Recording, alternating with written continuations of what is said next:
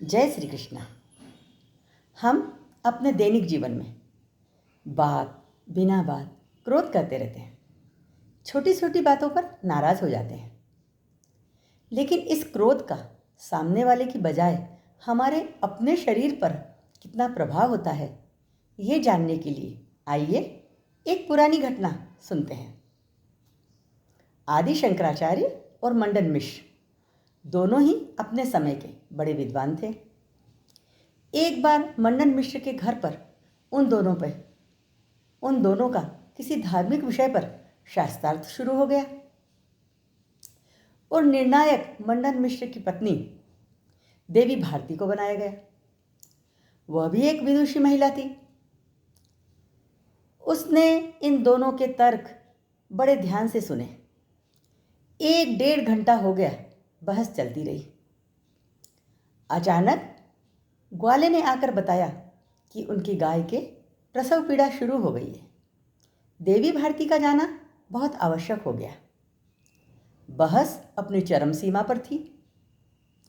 देवी भारती ने कुछ सोचा और पास बैठी मालिन, जो कि मंदिर के लिए जूही के फूलों का माला बना रही थी, उसमें से 2 माला ली और दोनों को एक एक माला पहना दी और कहा, मेरी गैर हाजिरी में ये मालाएं आपके हार और जीत का फैसला करेगी। बहस चलती रही। देवी भारती गाय के पास चली गई। गाय को बछड़ा हुआ। उसने गाय के लिए गुड़ वाला गेहूं का दलिया बनाया और ग्वाले को देकर वापस लौट आई। बहस खत्म होने आई और उसके बाद देवी भारती ने निर्णय दिया कि इसमें आदि शंकराचार्य जी की विजय हुई है और उनके पति पराजित हुए। दोनों ने उनका फैसला सहर्ष स्वीकार किया। लेकिन पास बैठी मुंह बोली मालिन को यह हजम ही नहीं हुआ। उसने पूछा, देवी, आप तो 1.5 घंटे से बाहर थी, फिर आपने ये फैसला कैसे सुना दिया? तब देवी भारती ने कहा कि जब 2 विद्वान आपस में बहस करते हैं तो किसी एक को लगने लगता है कि सामने वाला सही है, उसके तर्क में ज़्यादा वजन है, लेकिन उसका अहम ये स्वीकार नहीं करना चाहता और उसको क्रोध आ जाता है।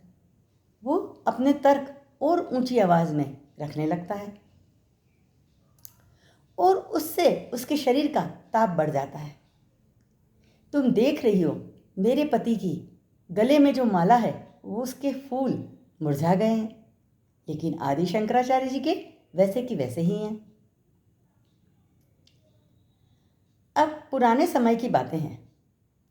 कोई भी प्रतिद्वंदी अपने प्रतिद्वंदी की पत्नी को निर्णायक स्वीकार करता है और वह निर्णायक भी अपने पति को पराजित घोषित करती है।